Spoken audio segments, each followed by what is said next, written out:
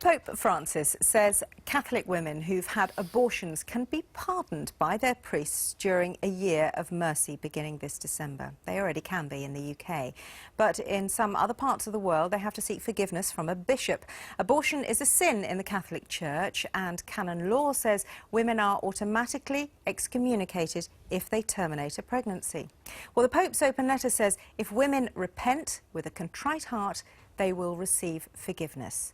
Is this a show of compassion and a softening of stance by the leader of the world's 1.2 billion Catholics, or an affront to women who shouldn't need to be pardoned for a personal choice?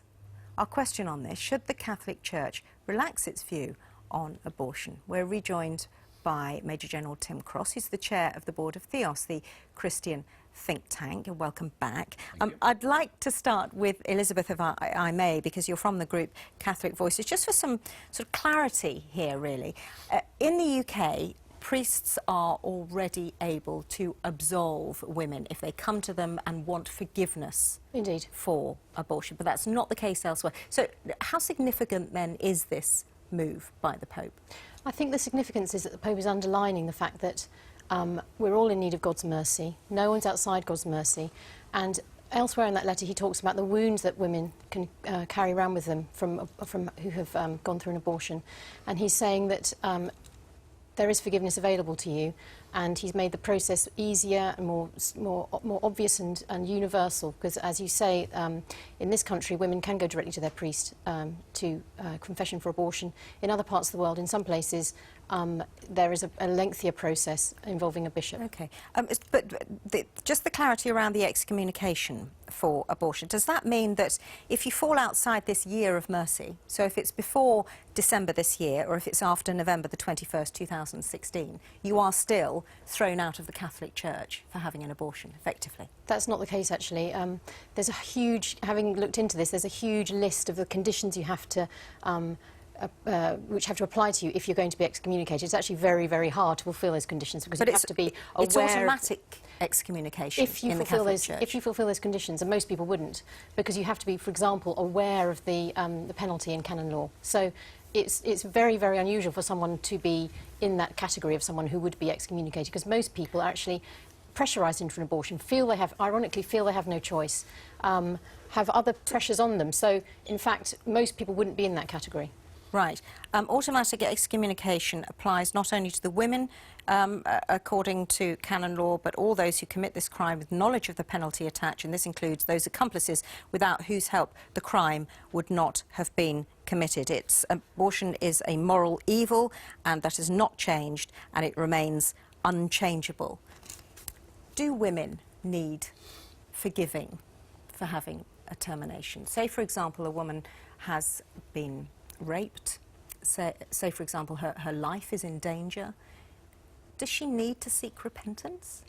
I think the answer to that is answered by the women in the situation themselves. And many women, not all women, but many women feel a sense of guilt, shame, confusion, regret over the experience they've gone through. Because they talk about it, because they go to abortion healing workshops like Rachel's Vineyard in the US runs one, and women speak out afterwards, having gone through the process of working through what they've been through. In many cases, they are under pressure, as I say, so they cannot be held fully responsible for what's happened, but we still keep to the fact that abortion involves the taking of a human life, therefore is something that's wrong. Kevin, the Pope says, I've met so many women who bear in their heart the scar of this agonising and painful decision. So can you see them queuing up for forgiveness? And the Pope's one of those who makes them agonise. Yeah, year of mercy, it's kind of one-off special offer. Normal blaming you'll be resumed future years. It's absolutely grotesque, this. It's not an evil, it's a woman's choice whether that woman wants to be pregnant and have a baby or not. The Pope shouldn't be going around adding to people's guilt if they feel it. And I think this is plastic compassion, and it's an illusion of liberalism, when in fact, actually, he's reinforcing old stereotypes. It is absolutely nonsense, this. I almost feel as we've gone back to medieval times in this discussion. It only applies to Catholic women Yep. who want to seek forgiveness. It doesn't apply to any other woman. You don't have to listen to the Pope No, if you're another woman who has an abortion. But if you're a Catholic woman and you Yep. subscribe to that religion, then you listen to your religious leader. Yeah.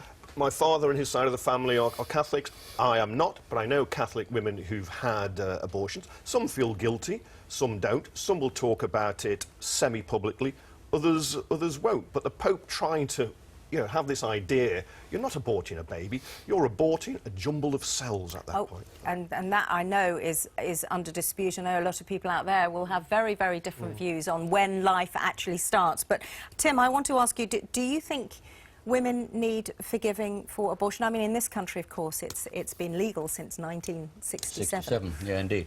And I think, if I may, there's two issues. One is, for me, these discussions on sin and evil, and some people, of course, wouldn't accept that there is such a thing as sin, but they are a reality. I mean, I've been out there, I've watched the mass graves being dug up, I've seen the effect of all of the operational deployments that I've been on. So words like sin and evil are not an interesting theological debate to me. They are a practical reality of this world.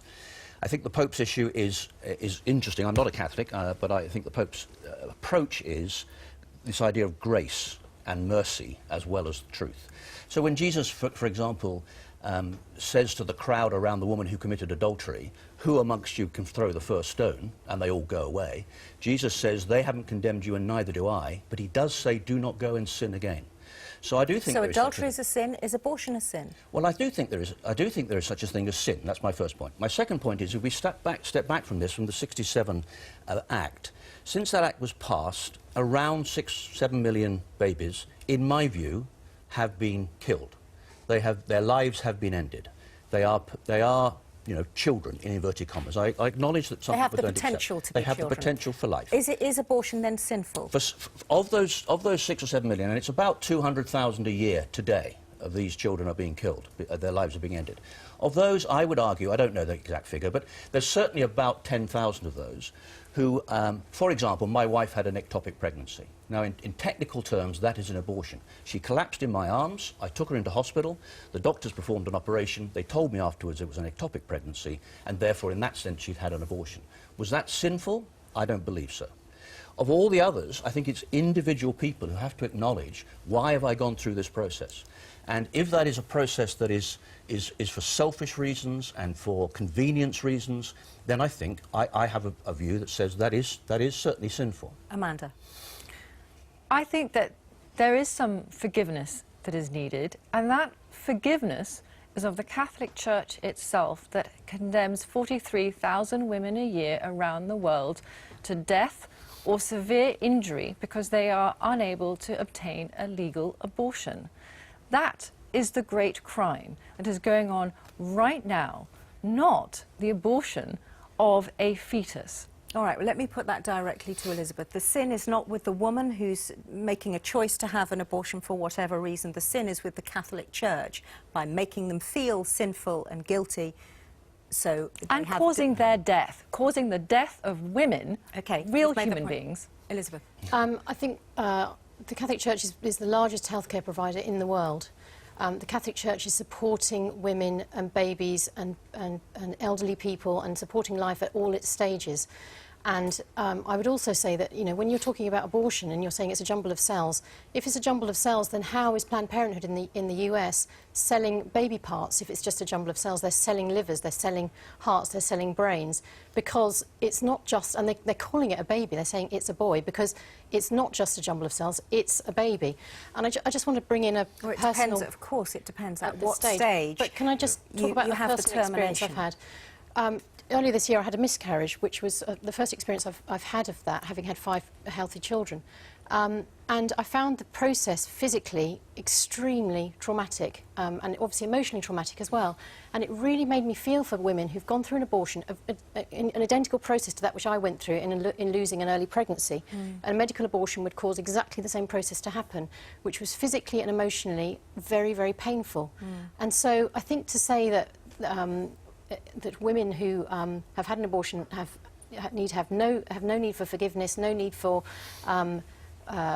for regret or confusion is just not Because realistic. in your personal experience, it was very distressing. I want to cross and see what Tommy's got, because I know a lot of you are talking about this at home. Tommy? Yes, and quite angry comments. A lot of people saying it's not the church's business to get involved in people's lives like this. At a boy in the bath on Twitter says, it is the church that needs God's forgiveness, not women. Abortion is only a crime in certain clouded eyes.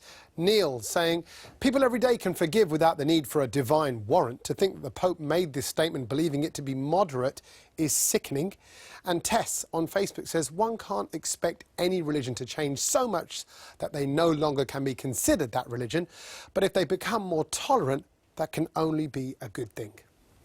Thank you, Tommy. Is it a tolerant move, Kevin? No, I think no. It's dressed up as tolerant, but it's not tolerant because he is reinforcing a stigma, believing abortion is still evil. That's the fundamental change that's required. Not deciding in a year of mercy you can go and see your priest and you can But a beg for softening of forgiveness. stance. A softening of stance. But it's minor, isn't it? It is minor. There's going to be no comfort to those women who are stigmatised. Briefly. Well, I think we need to acknowledge the Catholic Church, like any church, is a deeply flawed organisation. The British military is a deeply flawed organisation because it's made up of people like me. We are all deeply flawed. Is there such a thing as evil? You said there isn't. I don't agree with you. When does life start is clearly an important part of this debate. What worries me is the pressure. My wife, we had our third child when my wife was almost 40. I was told literally by the nurse to get out of the room because it had got nothing to do with me, and she tried to put pressure on my wife to think about seriously having an abortion. That happened with my daughter, and we have a special needs grandson. I mean, these pressures are out there all the time on women. I don't think there's no such thing as evil, but abortion is not. Thank you very much. Thank you to all of you. Thank you at home for joining our discussion.